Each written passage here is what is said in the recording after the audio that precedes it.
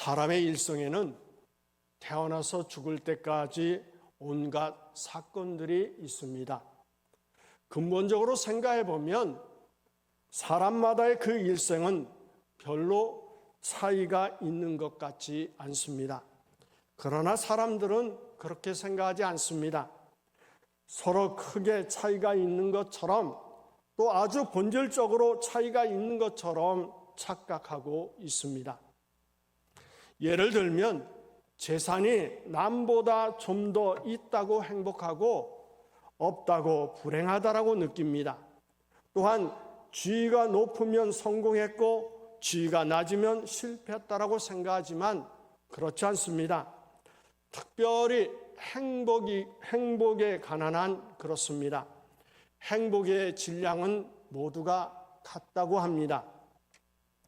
유복한 집에 태어나서 남보기에 부러움의 대상이 되고 있는 사람도 알고 보면 평생 죽도록 고생을 하는 경우가 있습니다. 많은 고생을 하면서 불행하게 살기도 합니다. 그런가 하면 객관적으로 볼 때 남이 측은하게 여기는 대상이 될 만큼 여러모로 고생하는 사람도 있습니다. 그러나 본인은 그렇게 생각하지 않는 경우가 있습니다. 가진 것은 없지만 남달리 행복해하고 성공을 만끽하면서 인생을 살아가는 사람이 있습니다. 확실히 행복이란 소유의 많고 적음으로 따질 수 없습니다. 행복의 질량이라고 하는 것은 어디서나 누구에게나 같은 것이기 때문에 그렇습니다. 그러므로 행복하다, 불행하다라고 말하는 것은 각자의 세계관에 달려있다라고 볼 수가 있습니다.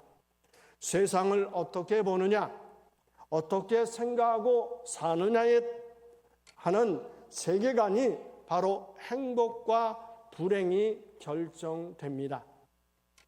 이 세계관은 크게 셋으로 나눠볼 수가 있습니다.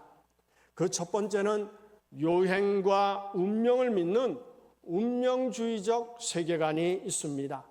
이렇게 운명주의적 세계관은 세상의 모든 사건이 이미 정해져 있으며 인간의 의지나 노력으로 이것을 바꿀 수 없다고 믿는 것입니다. 이것은 과거, 현재, 미래의 모든 사건이 필연적으로 일어날 수밖에 없다는 결정론적 사고에 바탕을 두고 있다고 볼 수 있습니다. 그래서 미래는 고정되어 있어 어떤 행동을 하더라도 결과는 정해진 대로 나타난다라고 보는 것입니다. 그래서 운명에 순응하거나 체념하기도 합니다.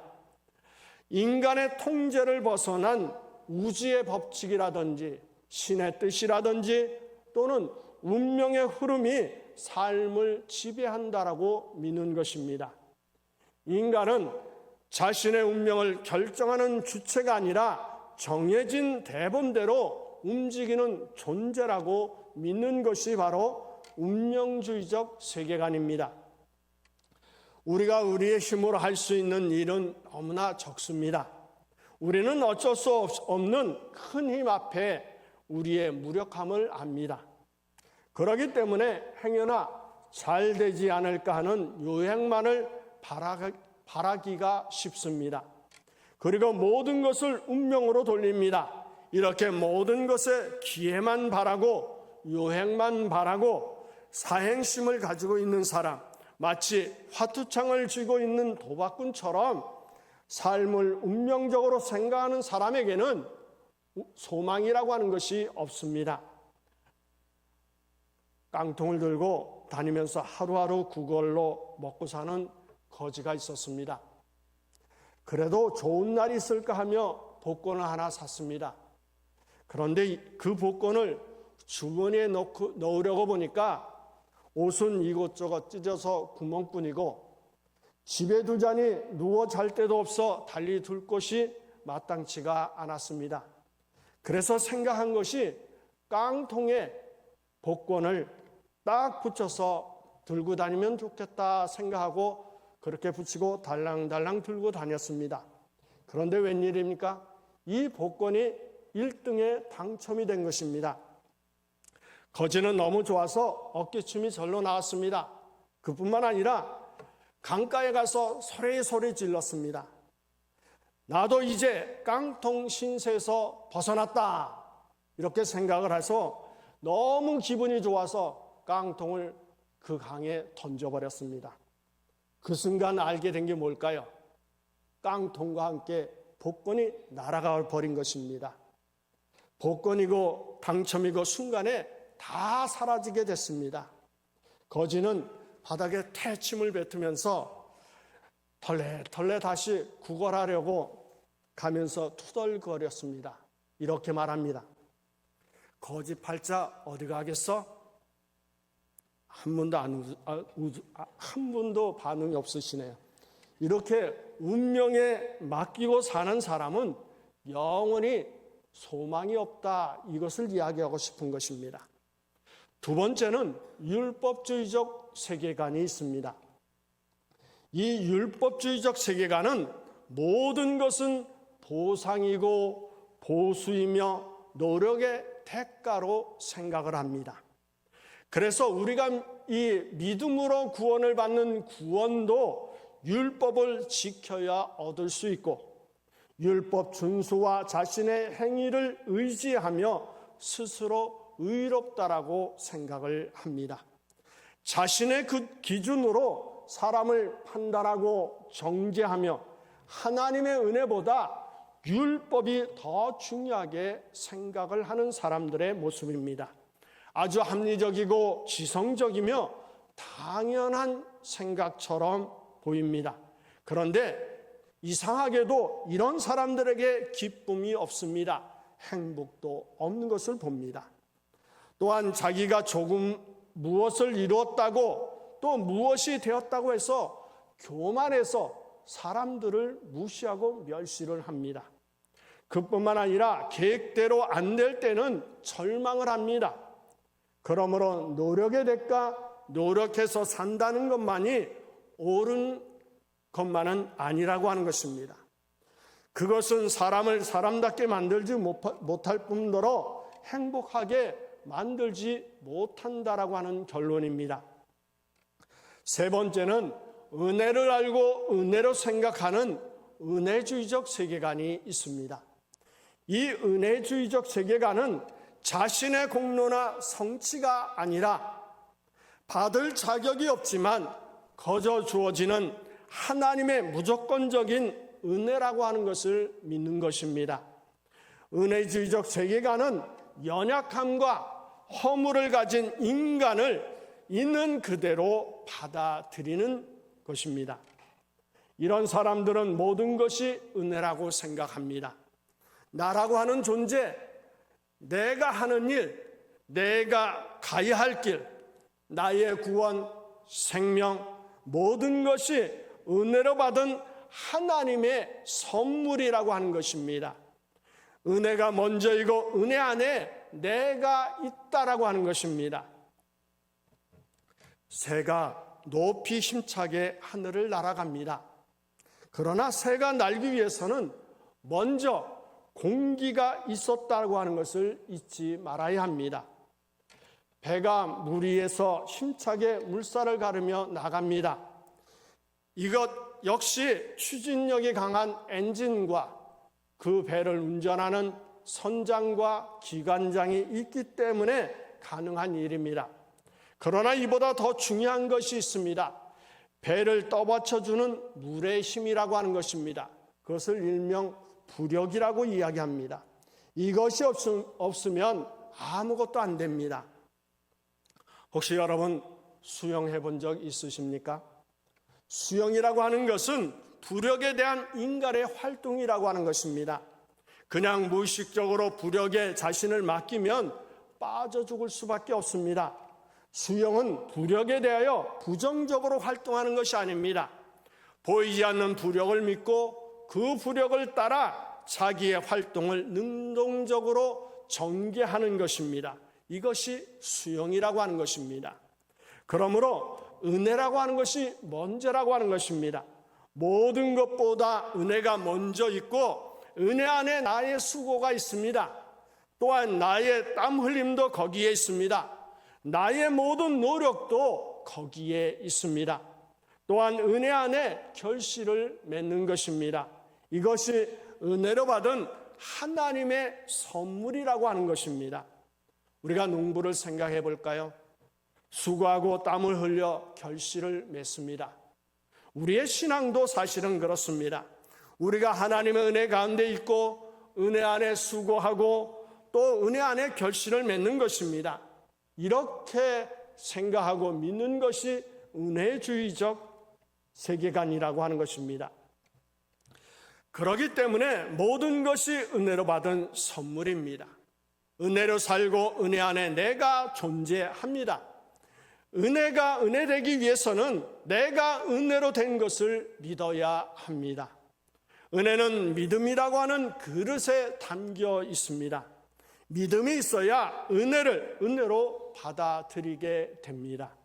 고린도전서 5장 10절은 말씀합니다.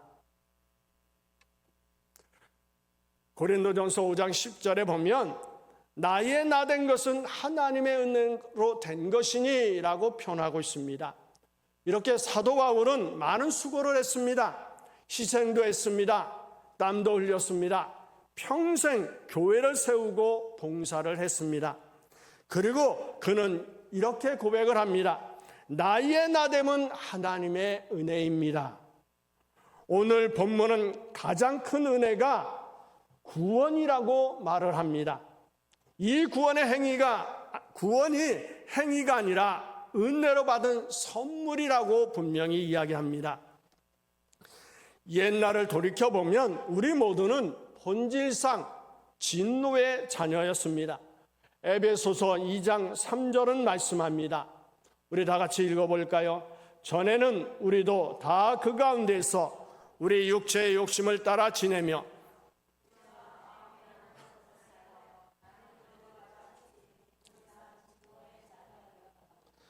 우리는 다 같이 본질상 진노의 자녀였습니다.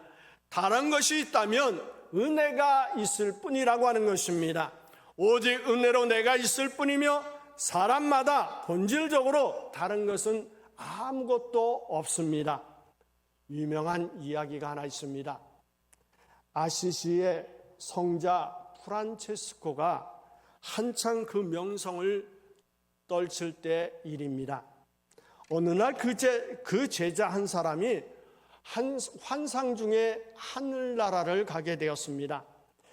거기에 아주 화려하고 높은 보좌가 하나 있는 것을 보았습니다.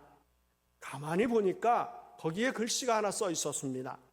성 프란체스코의 의자라고 써져 있었던 것입니다. 그 보좌 옆에 있었던 천사가 그에게 말을 해 주었습니다. 모든 사람 중에 가장 겸손한 사람, 성 프란체스코가 이 보좌에 앉을 것입니다. 이 말을 듣자 이 제자는 성 프란체스코가 아무리 자기의 스승이었지만 은근히 마음속에 질투가 생겼습니다.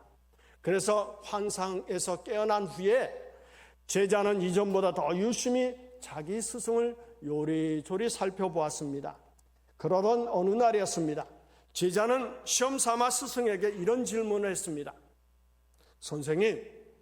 선생님께서는 자기 자신을 어떤 사람이라고 생각하십니까? 프란체스코가 선뜻 대답합니다. 나는 이 세상 모든 사람 중에서 가장 악한 사람이지.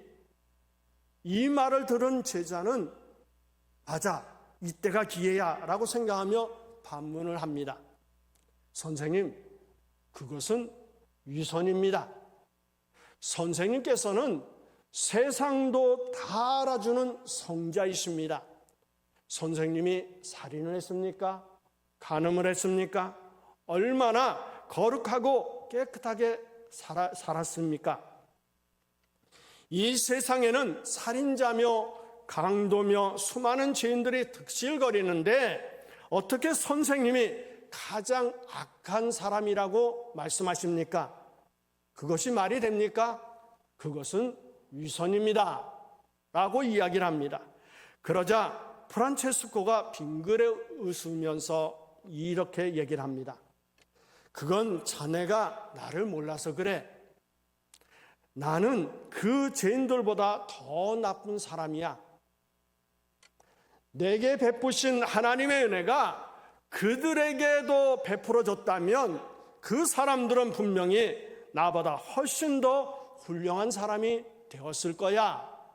이 말을 들은 제자는 눈물을 흘리며 회개하고 프란체스코 앞에 무릎을 꿇었다라고 하는 이야기입니다. 여러분은 자신을 어떻게 평가하고 있습니까? 은혜는 여기서부터 시작된다라고 볼 수가 있습니다. 나의 나됨은 하나님의 은혜입니다. 하나님의 은혜로 바로 선물로 받은 것입니다 라고 하는 인정하는 데 있습니다.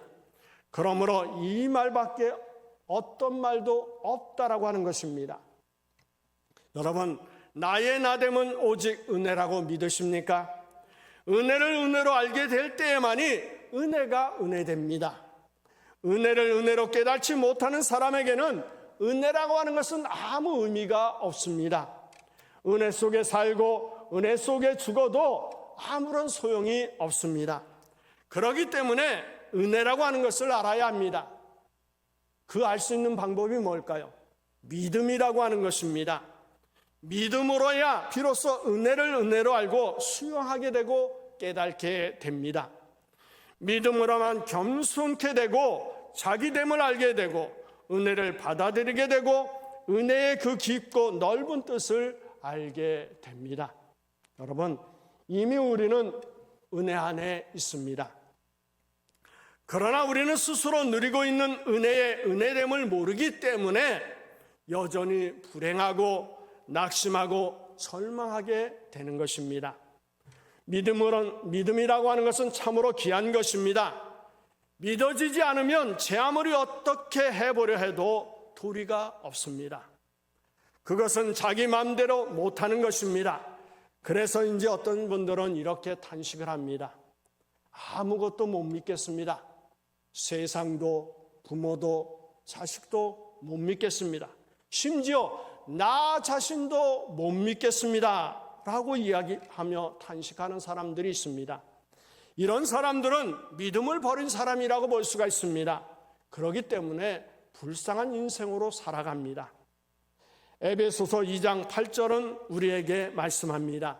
우리 한번 크게 읽어볼까요? 너희가 그 은혜를 인하여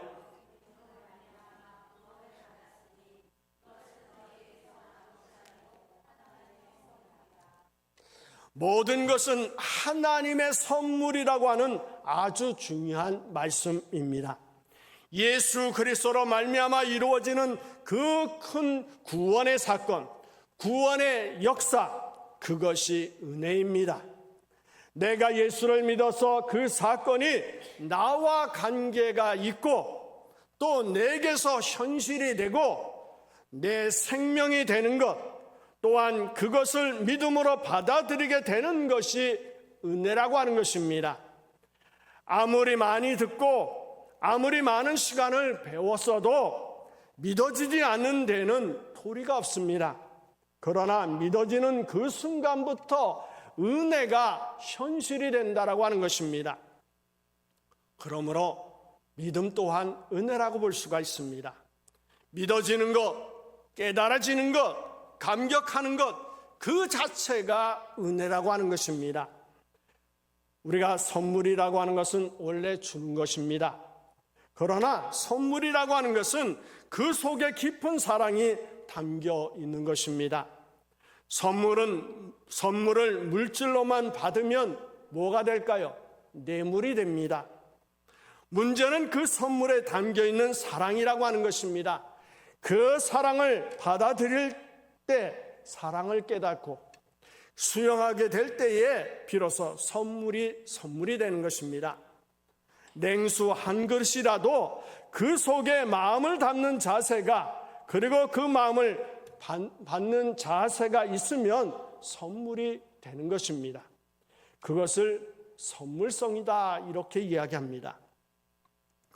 주는 사람도 감사와 기쁨의 마음으로, 받는 사람도 감격의 마음으로 받을 때 선물이 될 수 있습니다.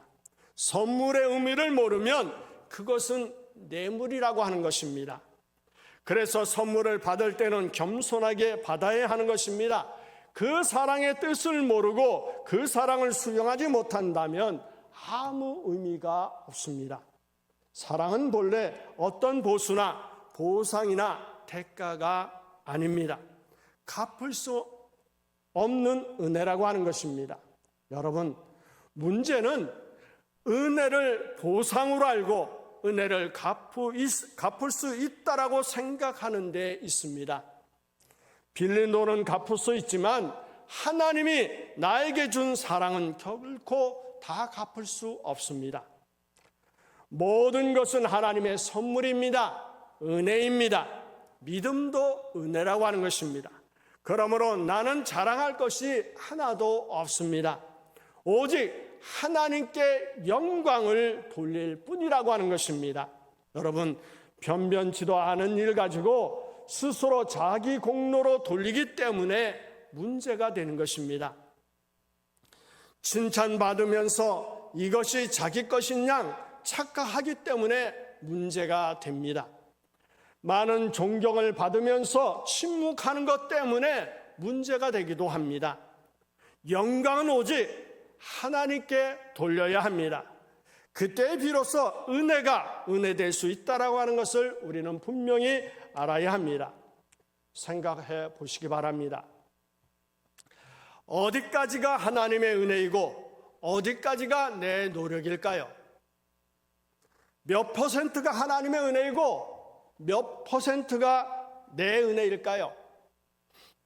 건방진 사람들은 99%가 내 노력이고 단 1%가 하나님의 은혜라고 착각을 합니다. 그러나 아무리 생각해도 100%가 다 은혜라고 하는 사실입니다. 내가 나된 것이 은혜이고 내가 수고한 그것도 은혜이고 내가 믿는 것도 은혜이며 나에게 주신 감격, 깨달음 그것도 전부 은혜라고 하는 것입니다. 이것을 알 때 은혜가 은혜될 수 있습니다. 우리는 은혜로 살고 은혜를 전하고 은혜로 사람을 만나는 생활을 해야 합니다. 오직 은혜, 오직 선물, 이것이 바로 그리스도인의 생각입니다. 여러분은 은혜로 받은 선물이 가득한 삶이 되기를 예수의 이름으로 축원합니다.